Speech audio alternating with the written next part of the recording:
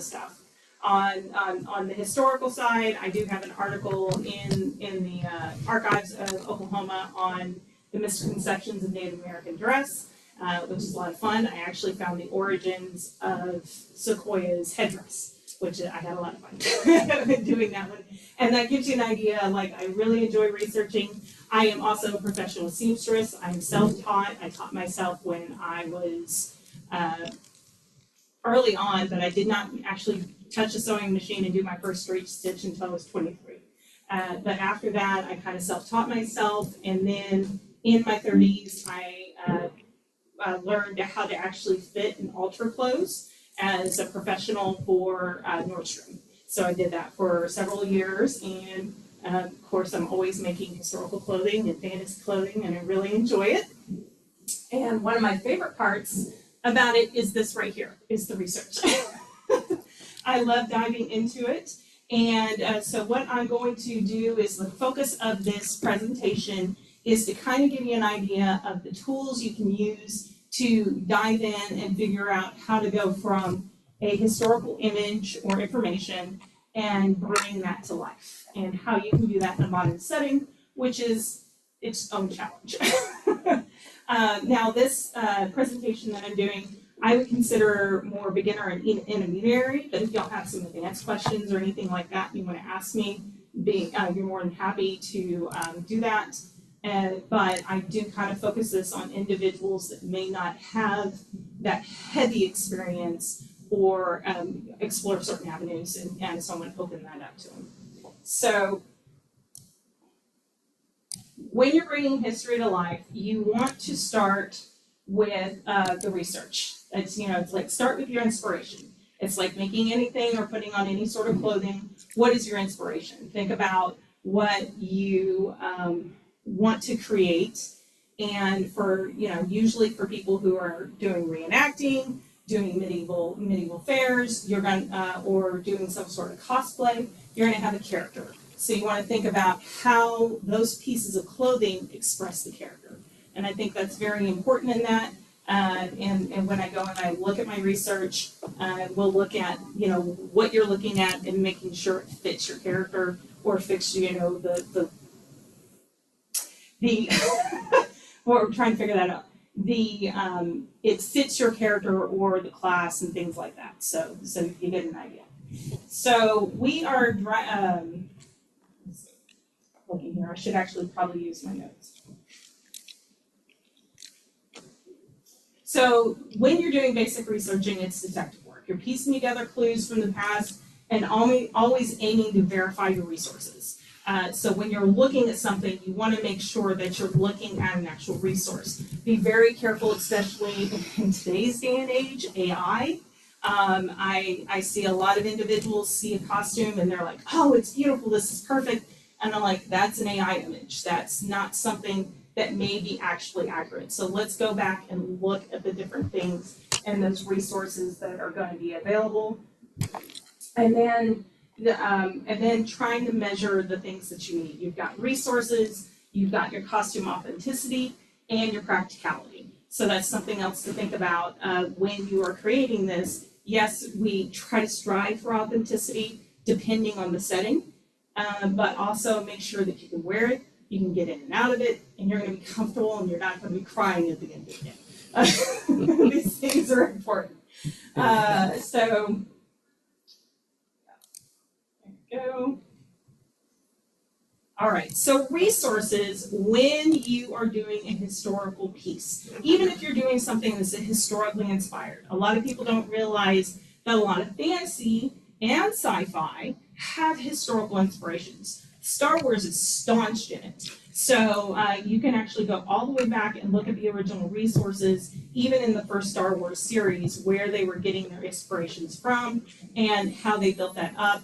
And that will help you as well if you are like trying to create those items, because I have worked in that area as well with 501st and all of them. And it really helps to know that foundation in order to be able to create a better costume.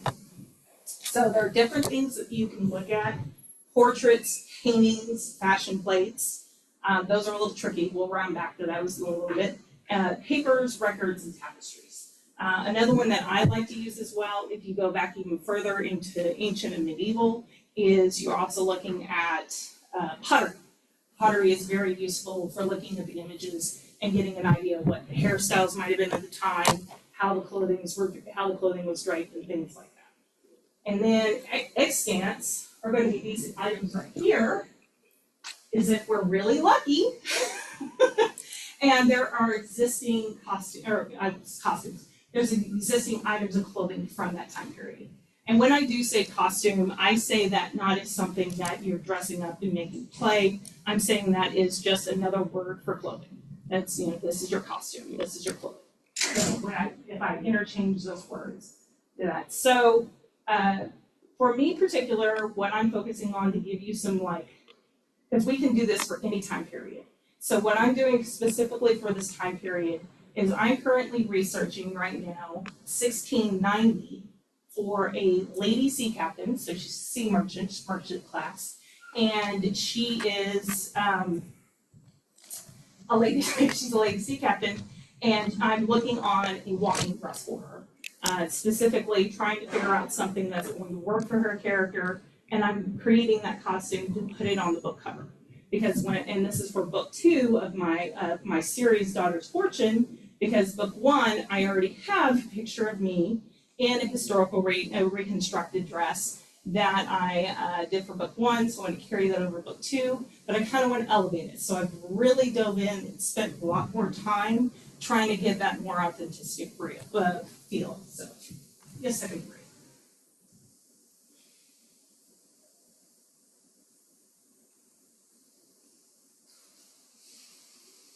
So where to start?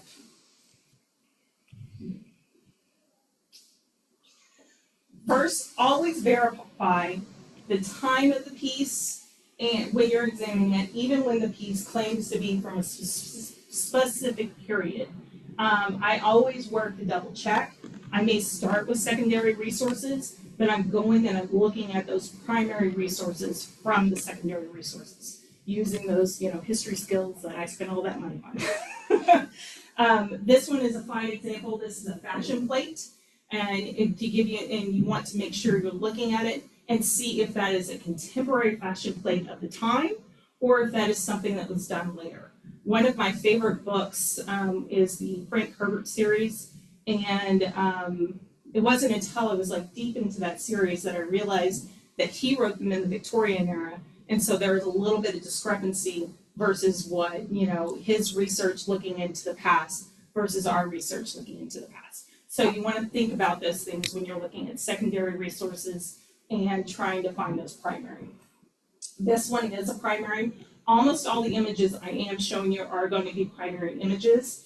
And for 1690, it is a very unusual period. And so I have to pay attention to the shape. So what I'm looking for, when I'm looking at the item, I am looking for where the waistline is going to be, what trim is being used. Can I identify the material? Are the colors true to the time period? And then special features like this one has the montage, and and they're all wearing gloves. Those are the things I'm looking for to try and mimic this authenticity as much as possible. This period is also very interesting because it is a bustle period, which most people only assume the bustle period was during the Victorian era. This is 1690. This is the late Baroque era. So, or early Baroque. Late Baroque? Yeah. And so you're looking at those different elements. And they're same with the men. I'm always looking, where's the height of the pant? What is the style of the shoe? These is another clue in here. Can anyone see something specific about this that might stand out and be problematic for me if I'm making a summer costume?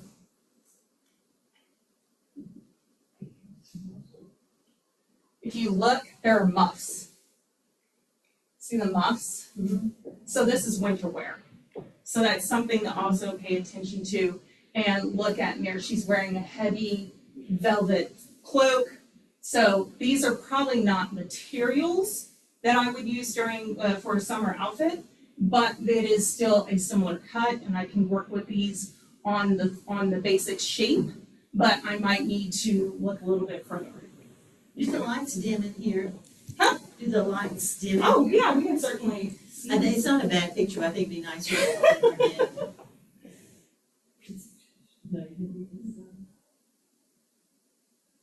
And another thing about shape is also the garments underneath, and we will go into that a little bit deeper, but it is very important if you want to achieve a shape that you're using all of the tools in your tool belt. First one, I think. The last one. Does that work? Yeah, I guess so. I don't know. Well, this one says PowerPoint. That one, that's what I like. Okay, Okay. yeah, perfect, that's, yeah. So I think that's what it's meant for.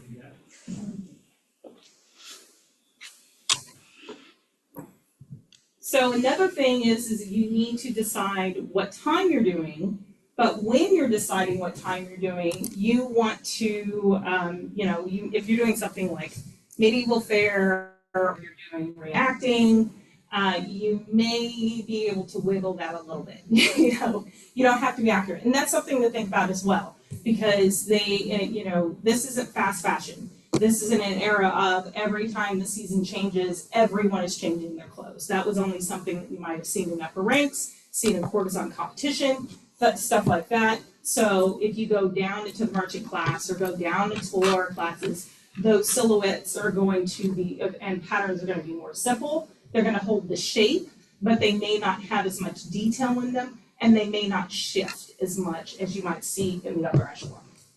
So the time I'm studying is 1690, which is this one right here. But again, if you look at her, it's winter wear again. So it's been quite a challenge for me. But I am going to look back to 1687. I'm going to look to 1693, and even all the way to 1698. And when I'm checking all of these, the nice thing about this time period for me, I had to do a lot of research to find these, but these are plates, and they were actually made at the time of the era. They weren't future fashion plates made at the past time. So these are relatively accurate. They're still going to be high fashion plates. They're still going to be almost a couture type thing, not something you're going to see in basic class, but they are going to hold the shape, the fabrics, and the styles that would have been fashionable. Are you looking only at England, or are you looking at all of Europe? So specifically for me, I am actually looking at French fashion. These are French fashion plates, because my character in the book is French-Dutch. Okay. And even though she travels to England, France at the time is kind of the hot point for fashion. Which I don't know if most people know that it didn't switch over to England until the 1960s. And then it kind of shifted back to France. So, but there are certain aspects with both France and England that are a little bit different. Their patterns are maybe a little bit different. English did an embroidery called crewel embroidery at this time. And so that was something that they really promoted. But if you look at this one right over here, the blue dress, that is a chintz fabric. Chintz was coming over from India, and it is a beautiful cotton or silk that is painted or printed, they do stamp printing, painting onto the fabric, and so the colors were brighter, the detail was stronger. And during the Baroque period, that's what we're all about. The more gauche, the better. we want to put everything on this. We want to put lace and trim and designs, and mixing up colors and mixing up, doing garish things was perfectly acceptable during this time period. But the chintz fabric was really something that you wanted fashionably because it was cheaper and prettier, and it was also illegal. Because it competed so much with the crewel embroidery, they actually made it illegal in England and France, but that just made it more desirable. And so the courtesan ladies of the French court often were wearing chintz, and that's one of the aspects that I'm doing with my character, because she is French. She's also a sea captain, which means she's a sailor. And sailors, they love their fashion. Sailors were notorious for spending all of their money on fashion and booze and having a good time. And so they really love to dress the nines, dress above their class. And so that's something that I want to express in my character as well. So, as I mentioned, we have the timeline. So now I know 1690. I'm paying attention to the waist. The waist didn't move too much. That's a really important feature, I think, that a lot of people miss. And you know, when you're looking at it, is you don't realize that it's important where the waist sits versus what we think the waist is. And so, and you can actually track history. There's a great book on it called The Moving of the Waist, I think is what it was called. And it actually goes through time and shows you how the waistline it goes in a cycle. And it actually will like be high and then drop really low and come back up and just go like that. And so it's really interesting. This one specifically is very low. It's actually almost at the hip is where they have the waist on that, is at the hip. And so that's where you need to think on your lines and you need to think on your foundations as well. Because the most common corset for this time period is a stay or a pair of bodies that most people use is an 18th century stays, but the waist is too high on it and it doesn't have the structure to hold this dress. So that was one of the things that I had to dig in a little bit deeper. But for the time of day, that's another thing to think about. A lot of people don't realize that there were modes of dress for the time of day. Just like if we're going to bed, you know, we traditionally would put on pajamas. We've kind of thrown away those attitudes and that practice, but that was a common practice, especially for someone of status. So we've got the morning with the dressing gown and all the little bows, and this would have been something she would have worn over her chemise and taken company. Then you have day wear, and that's going to be the main standard style. So this would be like what people kind of wore every day when they were dressing fashionably. And then you have the evening wear. I always tell people you can spot evening wear if you see the shoulders. That's almost always synonymous with evening wear, is even in areas that the neckline is really high. When you go into evening wear, you expose the shoulders. You're going to see it somehow. Excuse me. And then you also have event.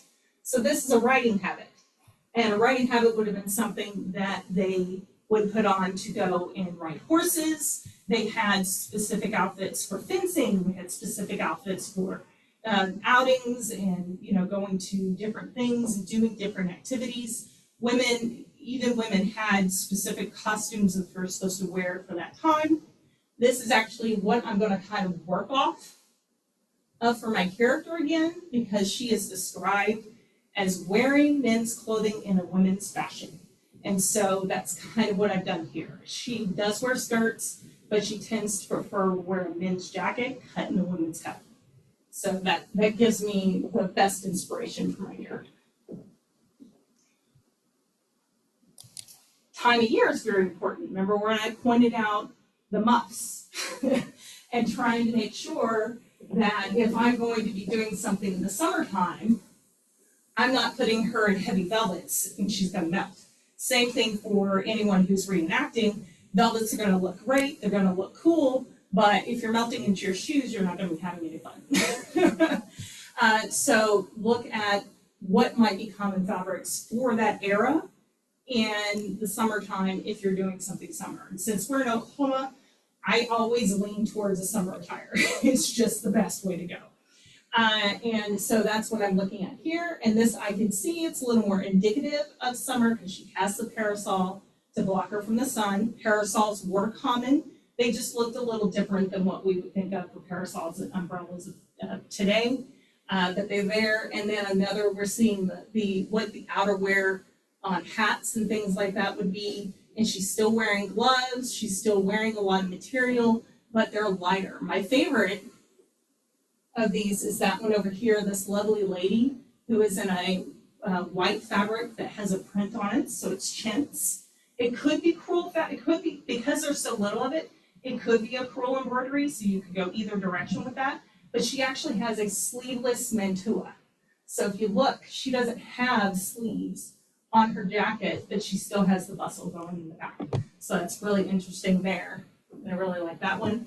And then again, just for the silhouette, and what we're looking at, but it's wear again.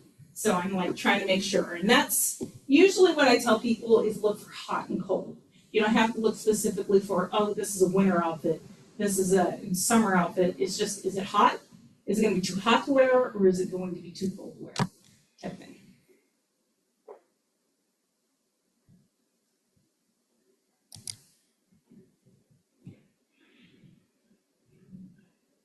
So fabric and cut. This is really important to pay attention to when you are researching for your era, is what fabrics were used, available, especially for class. There are also consumption laws that you might need to look at and make sure that your character is not, going against them, or in my case, intentionally flaunting against them and wearing that illegal fabric. And how it's put together. An interesting aspect of this time period is the abundant amount of lace that is used, and looking at the style of lace that is used. So this one's actually an easy one to replicate. You can just find that square lace and put that in there, so it's something that could be readily available that you could do to replicate that. But also her skirt is very interesting and is important to her silhouette. The skirt is cartridge pleated, and that is important because it gives her the tiniest waist possible, but then gives her the fullness of hips that we need for that silhouette. For the men, looking at what fabrics are going to be used, men would have used wool, they would have used linen, depending on the time and what they're doing. I love the cravats of this time period. A lot of people think cravats are just, a ruffle or they're just a tie, but cravats vary wildly. It's a scarf wrapped around the neck. That's what I tell people. It's like, depending on the era, it depends on what it's going to look like. I love this one because it's stuck through a buttonhole. I really enjoy that. And he is also, this is an interesting little fact you can see up there, is he is a younger man, and I actually found this notation that said younger men didn't wear waistcoats during this time period. So you would actually identify him as a younger man because he is just wearing his blouse without a waistcoat. So that's pretty interesting. The waistcoat is the best versus the jacket.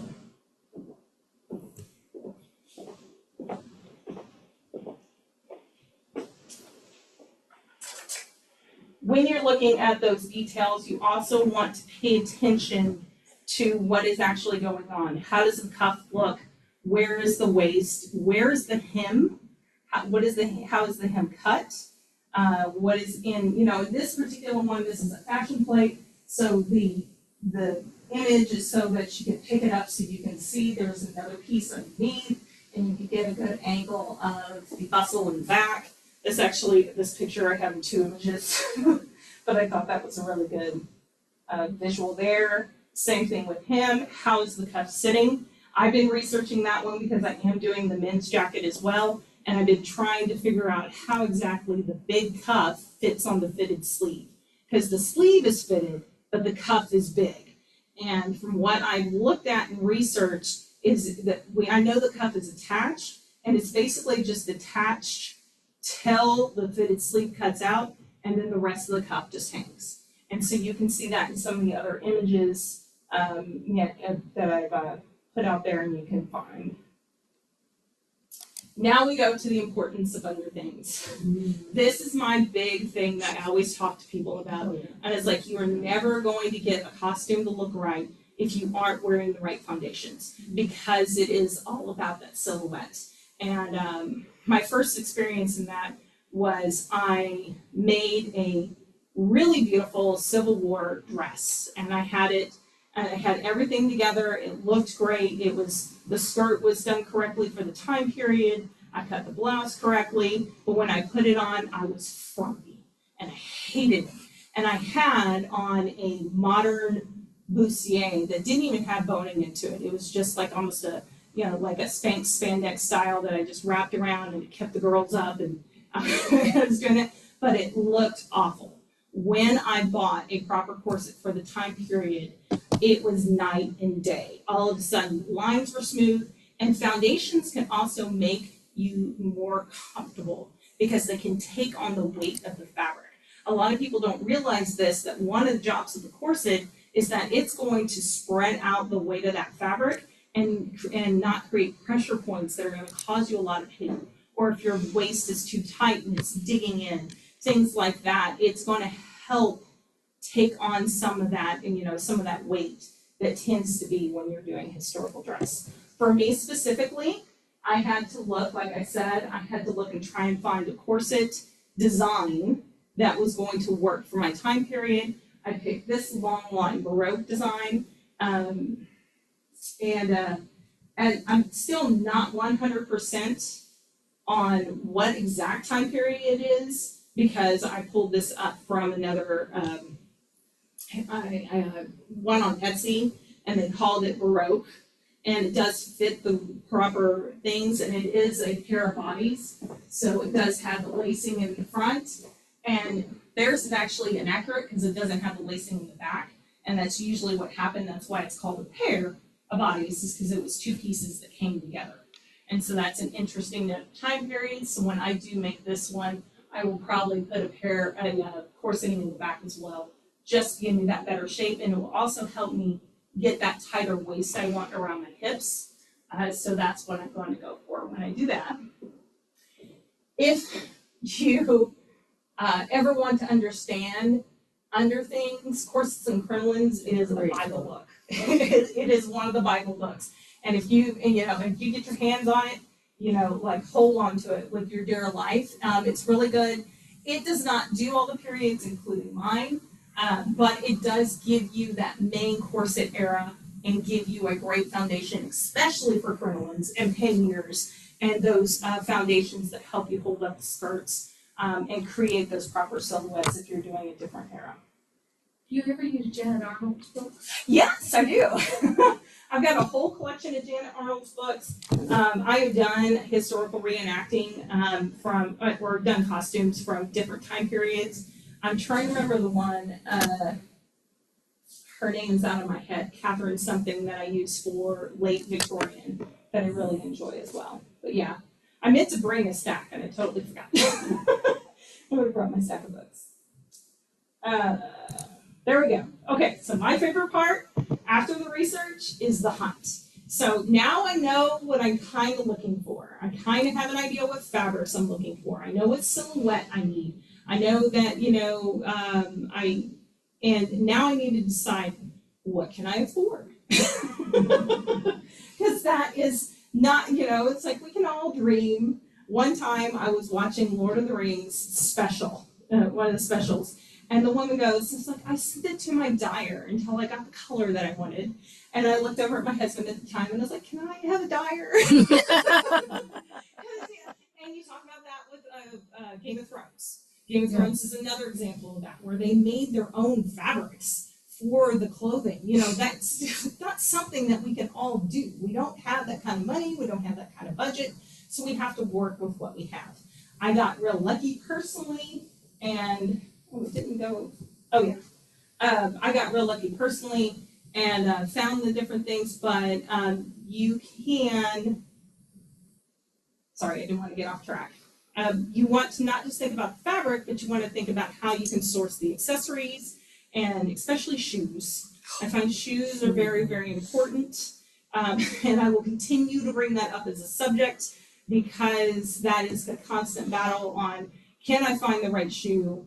Can I wear the right shoe all day? And can I afford the right shoe? Those types of things that are in there. And so those are aspects that I look. And so I also do a timeline for myself a lot of times. I'm like, how quickly do I have to make this costume? Am I going to need to do it in a week, a month? Do I have a year? And that all affects my budget and what I'm going to be able to resource. So the first one is fabric stores. I got really lucky. I had been dreaming about this fabric for 2 years, and I finally got it a couple of months ago because I had written it in my book 2, that the love interest, who is an English naval sea captain, has captured Jeannot, who's the main character of my book, twins brothers, who is a pirate, and he was smuggling. And so he's captured that ship, and on that ship is chimps. And so he's looking at the fabric, and I described the fabric as a red fabric with blue Jacobean roses on it. And when I saw this fabric pop up after that, I was like, oh my gosh, you're kidding me. And so I am actually working on my costume to be with this fabric. Now it's made out of cotton, because that's what I have accessibility to, but it is done in a linen, with a little more linen weave. So it's going to mimic that a little bit more for what I'm going for. And it's a satin blend, satin weave, so it's like a sateen. So not linen, satin. But when you're looking for fabrics that you want to be a little bit historically accurate, I found fabricstore.com, onlinefabric.com are my best for finding 100% cotton, 100% linen. Those are going to be easier to find those. I tend to just source from there for if I'm looking for a 100% fabric. And then there are some others down here. I also will hunt Etsy and look and see if I can find that. Etsy does, when Etsy opened up to China, there was an influx of resource materials to make clothing. But it's that 6 one way, half a dozen another. You've got to make sure that you're getting the right quality. You're getting, and I try to work within the US when I'm doing things. And if I had the opportunity when I lived in Dallas, I had a fabric store that had an amazing trim that I could go to at any time, pick out the trim I want, make sure I had the right quality on it. But we don't always have those accesses. So having these here is useful. I also mentioned American Duchess here for shoes. Does everyone know who American Duchess is? Yep. Yeah. I've actually met her in person, the girl who started American Duchess. Oh, wow. Really interesting. She is from the US. She did at the time that I knew her, was sourcing out of China, but she was making sure that everything was on the up and up, because it's a big discussion all the time on making sure, even when we're making stuff, that we're not working off of slave labor, child labor, different things like that, low wages. And so she worked really well to make sure that her factories met American standards when she was getting it from them. So that was really interesting. But American Duchess does a lot of, she even has a medieval line now. So she has medieval shoes, mostly 17th and 18th century shoes. And then she has a whole section that goes through Victorian all the way up into the 1960s. So you're looking for a shoe for your time period, going there is a great spot. Etsy's really good as well. You can check Etsy, but just like checking resources, always check who you're buying from. And I've found another fantasy fabric source that hopefully I can buy from someday. It's Starter Bohemia out of Europe. Okay. And they do all sorts of historical fabrics. Yes. As well, oh God, they got some Byzantine fabric and I'm just like.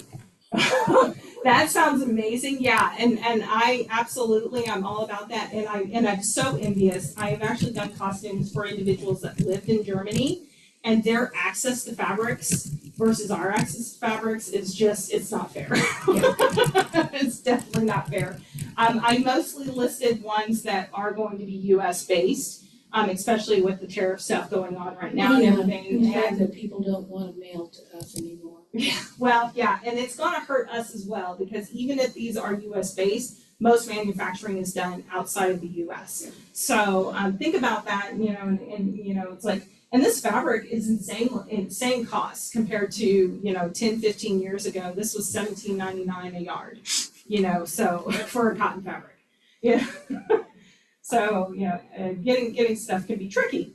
Which brings us to upcycling, my favorite thing to do. Mostly, this is one of the rare times that I have done a panel that focuses on not just authenticity, but actually most of my panels are on upcycling and talking about how you can source materials that you can use without breaking the budget. And I'm also, I'm a big proponent of trying to avoid fast fashion. And I love using thrift stores to kind of reduce that waste that we tend to create a lot of in our era. So ready-made items are very useful. You can find skirts, shirts, and different items, especially shoes, as we mentioned just a minute ago with American Duchess. You can also find, and you can find things that are in your budget. But as I mentioned, always be wary. But when you're going to the thrift store, what I like to do is I like to go look at items that are going to have the cut I'm looking for, even if it's a modern piece, or something that I can adjust slightly. A lot of times jackets, if you need a jacket that comes across and doesn't have a fold over collar, just taking the collar on a jacket and folding it over and giving it a little recut will give you everything you need. You want to look at the lines. I took a 1980s wool red women's trench and turned it into a red coat because I had the material and I had the correct cut. And so I was able to do that and go in there because I knew what my knowledge was and I was able to translate that into modern fashion. I love shopping for old lady tops. They tend to be very useful. Changing buttons is a very simple thing you can do if you're doing something from a period that has buttons. Some stuff that buttons down is just going in and changing those buttons to a natural button can immediately shift a modern shirt into something that's a little more historical. Right now we're going through a little bit of a revival with sleeves, and that's making things nice because you can get sleeves that are like this. You can get you can get bishop sleeves, you can get big billowy sleeves, you can get the puffed shoulders in the different pleatings and stuff like that. So that's beneficial as well. But you do not have to be in just the clothes section for picking out items that you need. I love going over to the sheets and the curtains, and if you're really, really lucky, they have fabric there. I've had some shops that I've been very lucky. One time I walked into Carbon Corner in Stillwater and found the exact weight I needed for a Civil War officer's Navy coat. Yeah, $4 for 4 yards. Yeah, I cried.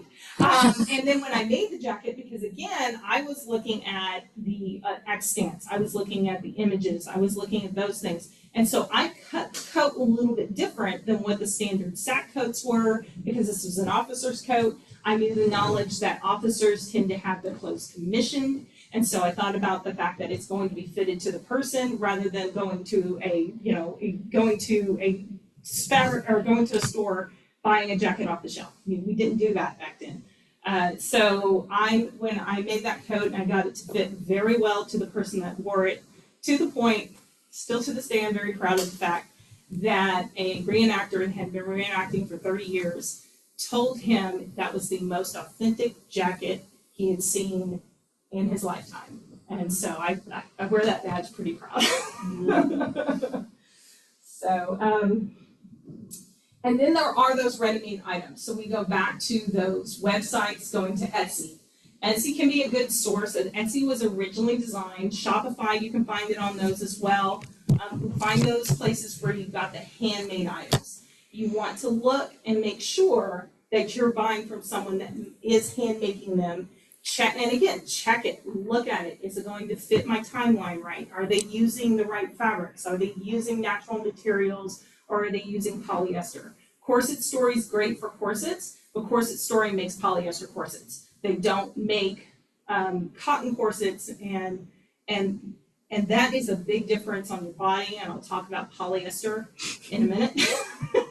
And not just for that it's a cheaper material, because polyester these days can be some absolutely beautiful. I work on wedding dresses every day, and there is some gorgeous polyester Duchess satin that I could not tell the difference between that and silk satin ever. And so it can look really good, but it still has pitfalls. And there are reasons that we wore cotton and linen against our body because it breathed. And that's very important if you're going to be out in the sun and moving about. One I love to do during reenacting is we talked about the cotton shirts with the wool coats. They're like, aren't you melting in that wool coat? And I was like, no, because the cotton is wicking it and then the wool is cooling it. And so I've actually got my own little air conditioner going on here. The benefits of wearing skirts versus pants. I love how people are always like, oh, pants are so much more comfortable. I will wear a skirt any day of the week over a pair of pants because I can swish the skirt, I can move around. And if I'm wearing it with a corset, it's going to sit right on my waist. It's not going to pinch. It's not going to dig. It's not going to pull. So to me, I feel like there's a lot of differences in what we think is comfortable versus what might actually be comfortable, and why they wore them the way they did, why they wore long sleeves, why they wore gloves all the time. They didn't have sunscreen back then. They burned just as much as we did, so they needed to protect their skin. So you want to pay attention to those things when you're looking at it. And like I said, always, just like checking resources, always check your source for where you're getting your item from. And it can be tricky because I dealt with it too. I thought I was getting trim from a local source because they listed and they were like something Pennsylvania. And then when my item got shipped to me, it was coming from India. And that's not a bad thing, but if I'm wanting to make sure that I'm resourcing a certain way for my for my personal reasons, India is a good product for textiles. It always have been, even in the cities.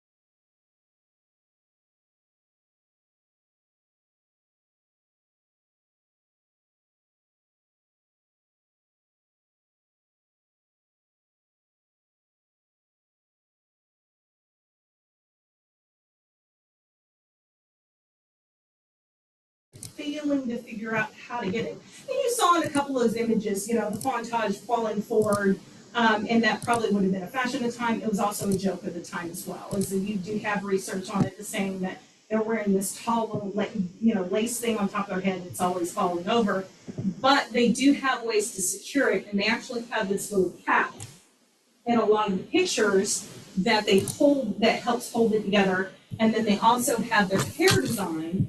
And they have a basis of hair, just like you would do a bun. They have that hair fixed up there that it can also be fixed into to create that support. So that's what I'm looking at there when I go and I work on hair fontage. And if you're curious about me putting this together and you want to see that further, I do have an entire TikTok series I'm doing on that I do share over to the other socials. So, and you can even go back all the way over to when I did this one. So that was concept creation. This is actual results that I had. So when I came at it the first time, I was on a budget and I was on a time crunch. And I actually made that jacket in a day from material that I had in my house. But I looked at it and I said, okay, it's the right weight, it's the right drape, it'll work for its going. And I already had this skirt for my Civil War reenacting era that worked really well, especially with that little piece of trim. Whole reason that trim is on there is because this fabric tore on me. And I had to go in and put that lace on there to fix that little area, and it reinforced it so I never tore it again. Because if you look down at the bottom, it has a contrasting row of that, which also repeats in this time period as well. So you can see that sometimes where certain aspects do repeat. I'm wearing more of a slop style shirt, which all I'm wearing is an old lady's cotton blouse, and it's got the nice sleeves on it. And the slop jackets did have a fitted sleeve versus having more of a drape, because the slop shirts and the slop jackets were used when they were on the ships. So that's supposed to signify that she is a sailor and show that off as well. And then, as I mentioned, she has a men's jacket, Hutton's ladies fashion. So I did her with the 3/4 sleeve up here, and I picked up the sides of the coat to create that bustling effect versus her having the natural bustle. On her new outfit that I'm working on, I'm actually gonna put that bustle on there. And something I noticed is when I was doing my research, a lot of them mentioned that the bustle was attached to the jacket. And if you go back and you look at reconstructing history pattern, which I'm not using because unfortunately I do see discrepancies in it. The waist is too high, and they only have images of them wearing them all off the shoulder for this time period. You would, again, off the shoulder is for evening. You know, you gotta look at the day wear neckline in order to make sure that you've got the right cut. And so that's why I'm drafting my own pattern for that. But I also noticed they kept saying that there was a belt. So you would have the waist, and the waist would hit here, but then you would see a belt hit up higher. And that's when I had an aha moment, and I looked, and I realized that the bustle was on the belt and not on the jacket. And so there's a jacket that you fold up into the belt that already has a bustle on it. And that's makes sense. So that's something that I'll do with this as well, is that I am going to do that jacket, but then I am going to add a bustle to it that I can take off. So when she's walking the promenade, she's on shore, she can wear the more fashionable look with that big bustle and look like she's dressed in nines. But when she gets on the ship, she can take off the bustle and have something that's going to be a little more functional for while she sails. So, but yeah, so that gives you an idea there. And then that last part that we come back and talk about polyester and pleather.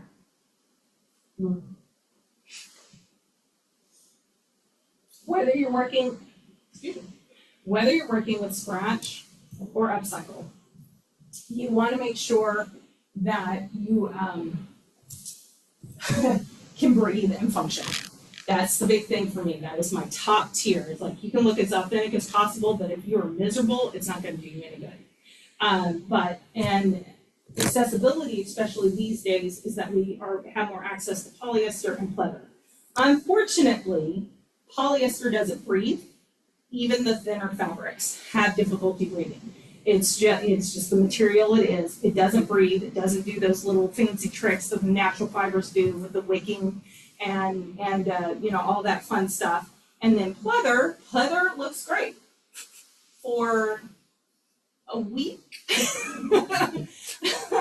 And plastic soles as well. So if you are wearing a shoe that has a rubber sole, you want to think about how long that's going to last. And so if you do decide, that you're going to be doing this for a long time, shoes didn't change a lot. So you might find a functional shoe that may cost you a little bit more. On average, like a leather shoe with a leather sole that's accurate to the time period, whatever you're doing, is going to be $112 to $150. It's a lot for these days, but that shoe can be repaired.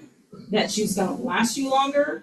And it's just the $10 concept. It's like I can buy a pair of $10 shoes that are going to last me for a year, or I can buy a pair of $50 shoes that are going to last me for 5. So that type of thing. Really cool if you do reenacting is there's actually a cobbler that does shoes for Civil War reenactors that he does a lifetime guarantee on them still. So when you wear those shoes, you can send them back to him and he will redo the soles and so it's a lifetime guarantee. And last I checked, it was like $180 to get them. So that's a lifetime guarantee. So if you can afford it, take advantage of it. All right. So to give you an idea, no, I'm not just pulling this out of nowhere. Here are the main articles that I found online that give you an idea for the time period that I was doing. And then here are my socials if you want to take a look at anything additional for that, and just to give you an idea. And I am going to open the floor to any questions. Do you tend to draft more of your own patterns? I do. I do tend to draft more of my own patterns. I work from those books. Yeah. And I look at them because of that same concept is these clothes were designed to fit to a body. They weren't designed to go from one person to another. And if they did, they were actually made so you could make those adjustments. A lot of times people don't realize, you know, we do flatlining a lot, and we consider quality is if you go and you open up a garment and you can't see any seams. That was not common. A lot of times you will open up a garment and you will see all the seams together, just so you can open it up, take it in, and then keep on moving. Fabric got reused a lot. Maybe you have fabric that you used for something in 1780, and then 10 years later, it hasn't been really worn that much, and you've reworked it for something else. So those things happen as well. Where do you source your understructures? Like, what are you using? Spiral boning, steels to make your corseting? Yeah, so there is, period corsets is great for sourcing most of your boning. That's the one that I tend to lean towards because they do a really good job of, and they have mass-produced corsets. They still make them all by hand, but you can get more access to them and get sizes that you can start with and things like that, just to make it a little bit easier, because corsets are not something that, even I personally, I don't like to make. I want to send that to a corseteer. I want to send that to a specialist, just because, but you can, depending on the era, like this era with this corset, when I looked for this corset, it's reed. And so you can look at basket weaving and find the reed and make sure that you're getting the right dimensions on the reed and you have enough of it, because there's a lot in there. And so you do that. But a modern cheat of that is actually heavy duty zip ties. Yes, they do it. They do the job. They do the job. And it's the same thing with, like, no, we can't, just ethically, we probably shouldn't do whalebone, but we have synthetic whalebone now. And we have spiral steel boning, which does a really good job of covering a lot of those eras, but being something that you just have to buy one thing. So spiral steel boning is very useful for that. And it's also forgiving, because so if you bend to the side, it's not you gonna don't have to pull the steel out. Exactly. So those are the type of things. So I personally like to work, again, I like to work with people that are focused on trying to get authenticity, trying to get something replicated. There's actually a girl it's in Colorado, that she is actually trying to create a mass-produced 1907 corset. Like, she's trying to figure out how we can mass-produce corsets. Was that the S shape? Yeah, no, she's actually not doing the S shape. She is doing, it's closer to this. It's closer to this shape that she's working on. Not specific, because that was one of the things that they were like trying to figure out what corset would work better for that too. And so, but she's actually got a grant to see if they can actually mass produce handmade corsets, figure that out. And so she's actually got a whole thing going on with that. It's pretty interesting. You can find that again online through the socials and stuff. I can't remember her name right now. I just came across her. Any other questions? Yes. Looking at some of the pictures, it looks like the haircut is actually an important part of the fashion as well. Yes, hair is always important to fashion and can be, you know what, I'm so sorry, I did not do anything about that. Hair is a very important part of the fashion and can, in the cut of it. So a lot of times, and one of the most useful haircuts is actually a mullet, I hate to say. Because the short up front and the long in back is useful for so many time periods. And this is one of them. This is done one that would be shorter up in the top. Typically, it would be shorter just so that you can create those kind of curls to hold the hair, to hold the style. All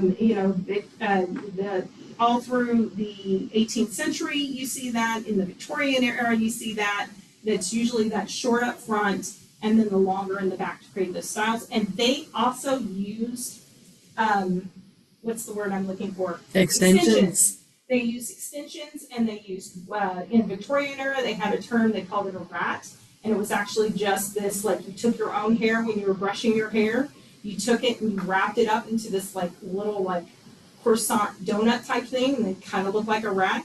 And so when you did the big, huge Edwardian like poofy thing, you would actually set your hair up, get it in the bun, and then stick those rats in there.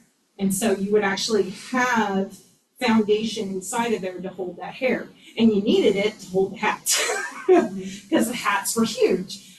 So extensions and falsies and all of that, those were used. Even this, in my book, I even talk about the fact that my character tends to have this mane of hair. So she gets away with being able to do a lot of styles with just her hair. But most women would have done extensions, done braids. In the Victorian era, you could get whole catalogs that had curls and add-ons and all that going on. So you could even have a short haircut and then fig it. So that was really interesting. So you get into makeup also? Makeup is something that is interesting, and a lot of people don't, think that, oh, they didn't wear makeup or they wore certain kinds. You can look at certain areas and see it. Yes, lead-based was very popular for pallor. We don't want to do that, but you can actually, my cheat for that is actually spun, air spun.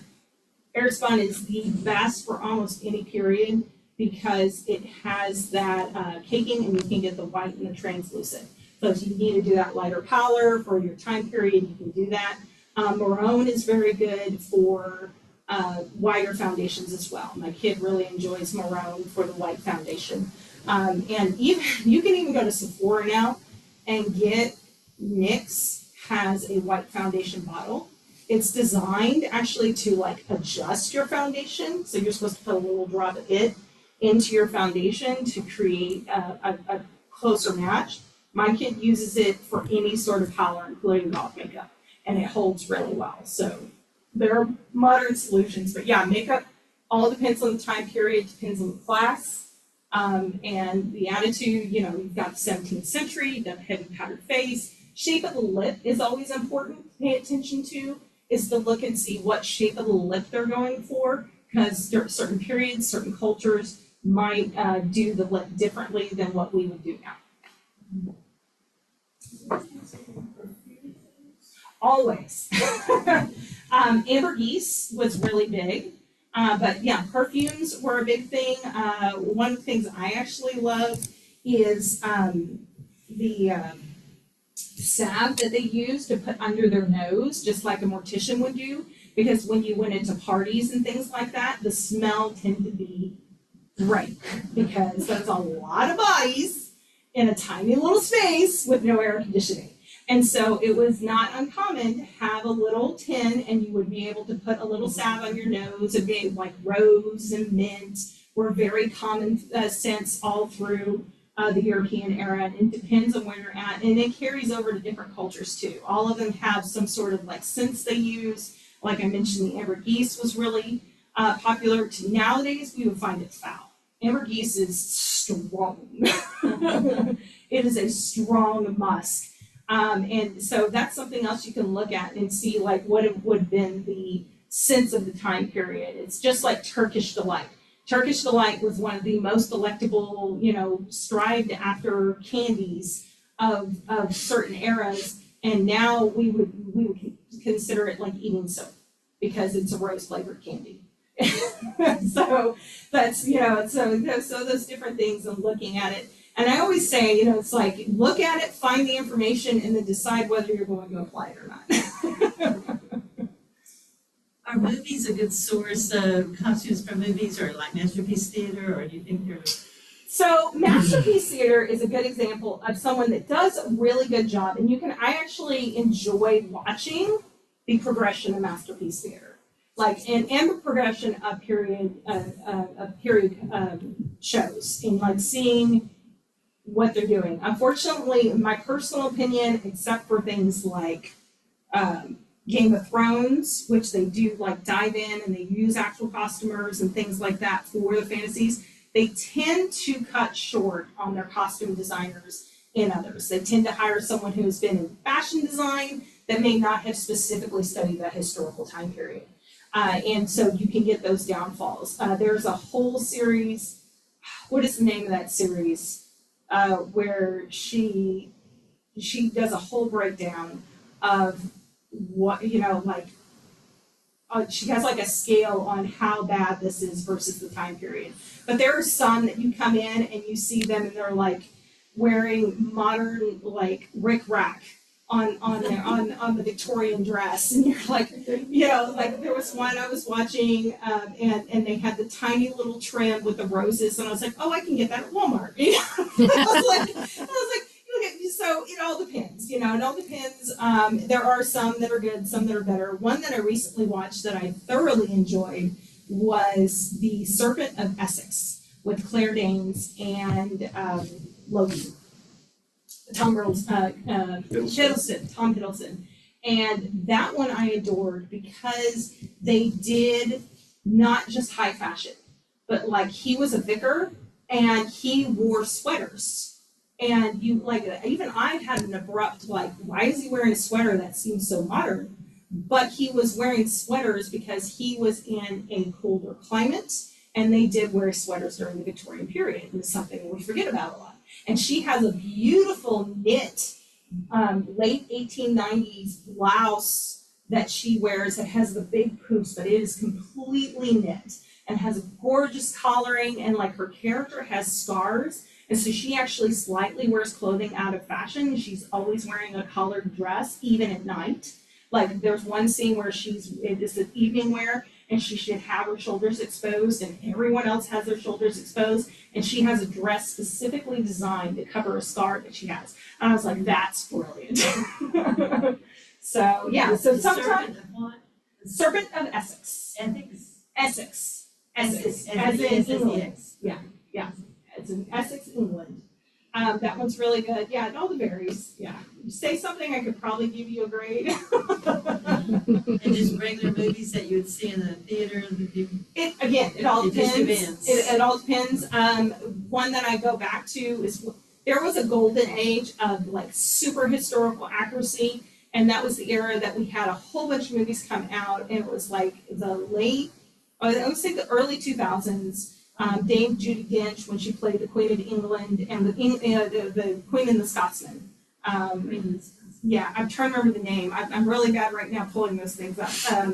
But it's the one that she does with Liam Neeson, and it tells the story of Queen Victoria and her possible paramour, John Brown. Yeah. But that one won the Oscar. And one of the beautiful things that you saw then is when they won the Oscar for costuming, and they showed all of the different examples that they've created on the costume design, and they were looking at trying to pick fabrics and trying to hit those time periods correct. The show with Queen Victoria again, but with the actress from Doctor Who, but which plays young Victoria. Jenna Coleman. Yes, Jenna Coleman, young Victoria. That one's a beautiful one, that they do a great job with the costuming. When it comes to anything popular media, the best thing to look at is, YouTube's other web pages that were trying to check them apart. Yeah, that's why I'm trying to remember the one that I always go to see, and they will let you know. It's like this is not quite working. There was, because right after that there was another session of historical dramas that came out, but they were not putting any sort of budget into the costuming, or the biggest misconception that drives me crazy is that a corset is tight, that a corset is constricting, and every time I do presentations like this, I always say a corset is made to fit, not constrict. A corset is designed to help you wear your clothing. It is not designed so you can't breathe. It's not designed so, but if you're wearing a polyester corset that you're tightening up too tight and you can't, and it's too small for you anyways, you're not going to be comfortable, and you're going to think corsets are bad. When Calls the Heart. When they did When Calls the Heart, the first season I enjoyed. They didn't have a lot of budget, but they tried. they did a really good job trying. But then apparently there was a revolt for the second season, and the lady said they no longer wanted to wear corsets. And so you get to the second season, and the opening scene of the second season looked like an Abercrombie and Fitch ad. Like what the men were wearing and what the women were wearing. I was like, are we in a historical period drama anymore? I was like, it blew my, I was like, this doesn't make any sense. So different things like that.